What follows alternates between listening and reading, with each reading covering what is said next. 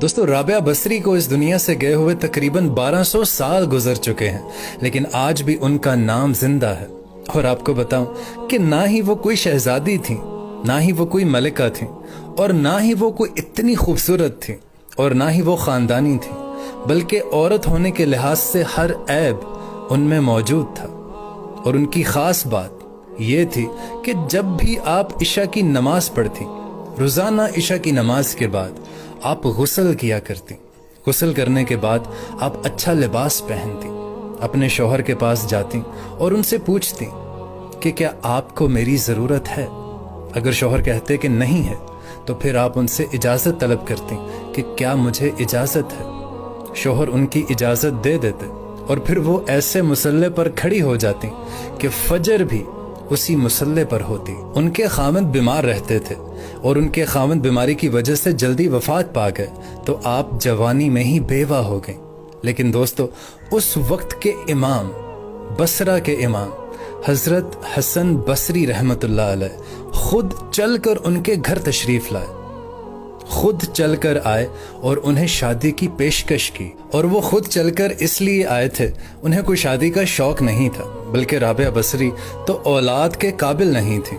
आप खुद चलकर इसलिए आए सिर्फ और सिर्फ उनकी नेकी और जो अल्लाह ताला से उनका ताल्लुक था कि शायद अगर मैं इन्हें अपनी बीवी बनाऊं तो मेरी भी बख्शिश हो जाए। इसलिए हजरत हसन बसरी रहमतुल्लाह अलैह खुद आपके पास चल कर आए और उन्हें पेशकश की कि राबिया, मैं आपसे शादी करना चाहता हूँ। और हजरत राबिया बसरी रहमतुल्लाह अलैह फरमाने लगी कि अगर आप मेरे इन 4 सवालात का जवाब दे दें तो मैं खुद आपसे शादी करने को तैयार हूँ। तो आपने उनसे पहला सवाल पूछा कि मुझे बताएं कि क्या मैं जन्नती हूँ या दोज़खी हूँ। तो हजरत हसन बसरी रहमतुल्लाह अलैह फरमाने लगे कि इसके बारे में तो मैं कुछ नहीं बता सकता। फिर आपने उनसे दूसरा सवाल पूछा कि अच्छा ये बताओ कि जब क़यामत में अल्लाह ताला अमाल नामे हवा में उड़ाएगा, किसी के सीधे हाथ में आएगा और किसी के उल्टे हाथ में आएगा, मुझे ये बताएं कि मेरा अमाल नामा मेरे सीधे हाथ में आएगा या उल्टे हाथ में आएगा।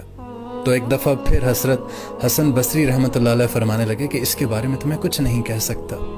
फिर आपने उनसे तीसरा सवाल पूछा कि चले मुझे ये बताएं कि जब अल्लाह ताला नेकियों को तोलेगा तो किसी की नेकी ज़्यादा हो जाएगी, किसी के गुनाह ज़्यादा हो जाएंगे।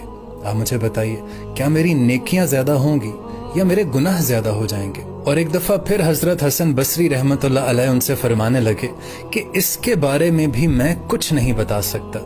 फिर आपने उनसे आखिरी सवाल पूछा कि जब लोग पुल सिरात से गुजर रहे होंगे, कुछ लोग उसमें गिर जाएंगे, जहन्नुम में गिर जाएंगे, कुछ लोग उसे क्रॉस कर लेंगे, क्या मुझे बता सकते हैं क्या मैं पुल सिरात पार कर लूंगी या मैं जहन्नुम में गिर जाऊंगी। तो हजरत हसन बसरी रहमतुल्लाह अलैह फिर फरमाने लगे कि इसके बारे में मैं कुछ नहीं बता सकता।